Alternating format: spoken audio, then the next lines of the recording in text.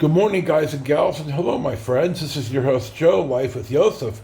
And this vlog is going to be cut from today's footage, and this will focus on my visit to downtown Winters, the historic district, which is in Yolo County, California. And I do have a longer video that I'll link to, but this is going to be focused on the historic district of Winters, so I hope you enjoy. Our next stop of the day finds us along Putah Creek, which is the border of Solano and Yolo County in California. I'm right across the creek from Winters, California, where I'm going to go to now. This concrete highway bridge is built in 2015, replacing the older bridge that was built in the 30s. And you know the style. I don't have any pictures of it handy. I'll see if I can't dig it up when I edit. But I'm also here specifically, hold on here, I'm going to read this. Hold on. Now, the reason I'm here filming this, you know I love stuff like this. This is the J. Robert Chapman Memorial Railroad Bridge, or the Winters Putah Creek Bridge. The original bridge was built in 1875 with a financial assistance from Theodore Winters, the namesake of the town.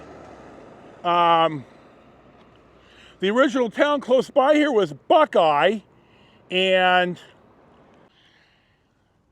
you know, like with so many stories, where the railroad goes, that's where the town is and the people go. So many of Buckeye's residents moved here to Winters, hauling their homes, which it was not uncommon when your house is wood, you kind of disassembled it. And we saw a lot of that in Belmont, Nevada, and we also saw it in Wadsworth, Nevada, when the Southern Pacific moved their railroad operations from Wadsworth to Sparks, and people who worked for SP literally packed up their houses, including their houses, and moved to Sparks. In 1906, the Southern Pacific built this, replacing the wooden railroad bridge. There was a celebration for the bridge and the concrete bridge in 1908, not this bridge, but the older bridge. In 1977, SP donated the bridge and the right-of-way to the city of Winters. In 2006, the city of Winters spent money from We the People to rehabilitate the bridge, and it's now a pretty cool pedestrian path over Putah Creek.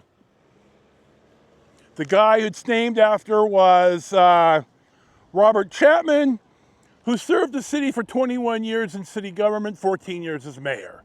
So there you go. I find stuff like this endlessly fascinating. And if you watch my nonsense, you may as well. If not, you probably skip through it, and there you go. So we're going to go across the bridge, and we're going to see what's next. I'm across the other side so I could read the plaque. This was originally called the Yolo Solano Concrete Bridge, the longest bridge of its kind west of the Mississippi, a triple-arch concrete car bridge. It was built by the two counties, Solano and Yolo, for $50,000 and dedicated, like I said in the last shot, in 1908, over 3,000 people were here. In the 1990s, it was determined that the bridge needed help. So it was a $12 million project that started in 2001. And the first cars, the temporary bridge, and then the first cars crossed in December of 2015. The old bridge was 22 feet wide, and this one's 40, and it's got, they call it a belvedere, but it's like a little patio with a bench sitting out there, which if I think about it, I'll pip it in with the road footage. So I love stuff like this. So here you go. And we're We're going to park here closer to the restaurant, the Putah Creek Cafe, and we're going to go in here shortly. I want to point out right here, this is still Putah Creek, that there's been some pretty heavy storms up here and some flooding in Northern California in the Sacramento River watershed. And you can see right here, the river's running pretty full. Now I have some plans, and I'll talk about that later, and the flooding may or may not affect some of it. But we're going to find out, but we'll talk about that here in a sec, because I need my coffee and I need to eat. So we'll see what's next. As I worked around town a bit to find a spot I could find acceptable to park the locomotive, I noticed this. This is called Queen on Main, and it is a bed and breakfast. I love these old houses. A couple of shots ago, I talked about the railroad right-of-way, and this is what we're looking at right now. This used to be the railroad through Winters, and now you see what it is. The city bought the land for the community center, which I'm going to pan to right now.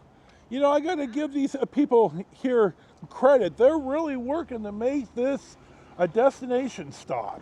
And I support this. I don't pay taxes here, but I would certainly support my tax dollars being paid here. This palm tree, and it's kind of cold up here in the winter to be having a palm tree, but this was planted in 1902 by D.O. Judy, and it survives 123 years later. Awesome.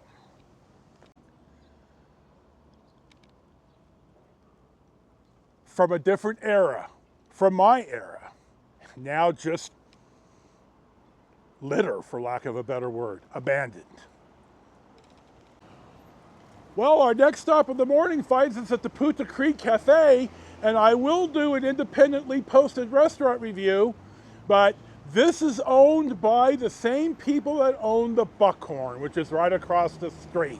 So we're going to go in and we're going to have breakfast. This is the DeViblis building, which the Buckhorn is in, the steakhouse and the saloon, and the corporate offices. I'm going to clip in a little bit from yesterday's restaurant review. Let's talk about the building. This is the DeViblis Hotel building. It was built in 1889. It survived the 1892 earthquake, which leveled a lot of Winters and also Woodland, which is just up the road out California 16 here. In the 30s, the guy that bought it moved his Buckhorn bar here. Now, I don't quite know when the restaurant itself opened, but I've been eating here for years. I've brought all three of my wives here, not at the same time now, and I have brought my late brother Phil and my sister-in-law Molly here when I was with the Dish the second time, and I've eaten here by myself. So, in fact, the last time that I came here was about 2.5 years ago on my birthday ride, and I think they were still trying to survive the virus, and they weren't open 7 days, but they're open 7 days now. Here's the front of the Chadwick building, 21 Main Street in Winters.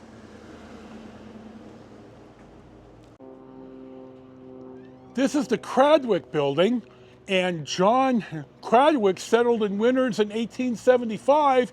He was born in England in 1829. He established a brick making business. He built the building in 1891 it opened. It's a 3-lot site. 1893 he had a hotel, 21 rooms. The 1892 earthquake, which I talked about a couple of shots ago, the only fatality in Winters was when bricks at the back of the building fell and they hit Jeff Darby and killed him.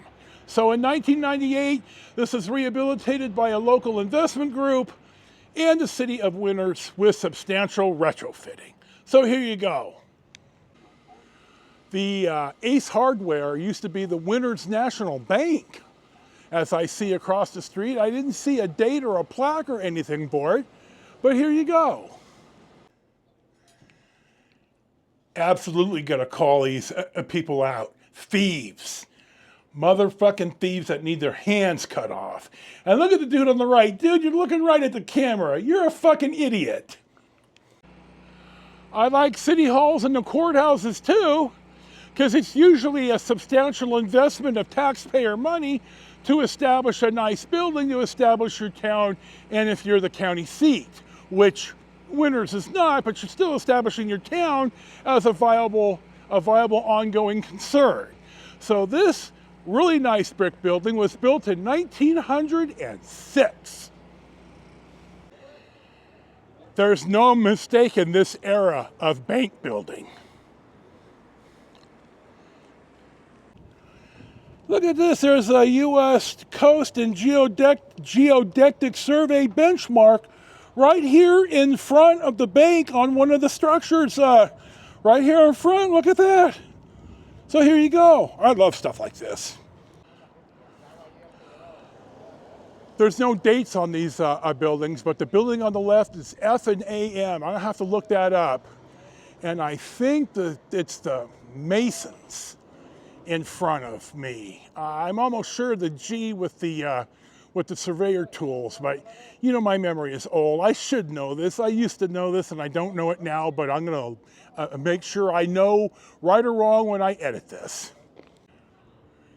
Here's the Winners Opera House, and they still have events here. I didn't see a plaque or any information on its age or anything, but probably Google or Wikipedia will help me when I edit. So I'll probably text or add it in here or something. I also couldn't find a plaque or anything for this building that the Putah Creek Cafe is in, but certainly looks sharp. We're just about done here, so we're gonna press on and see what's next. And this will pretty much wrap up our walk through historic downtown Winners. So there is more to today's video. I will link to it eventually when I edit and leave it in the descriptor. You'll see it on the main channel page, Life with Yosef. This is, as always, your host, Joe, of Life with Yosef. Thank you for watching. Thank you for subscribing. Enjoy your day. Peace be with you. And Dude and I will see you for the next one.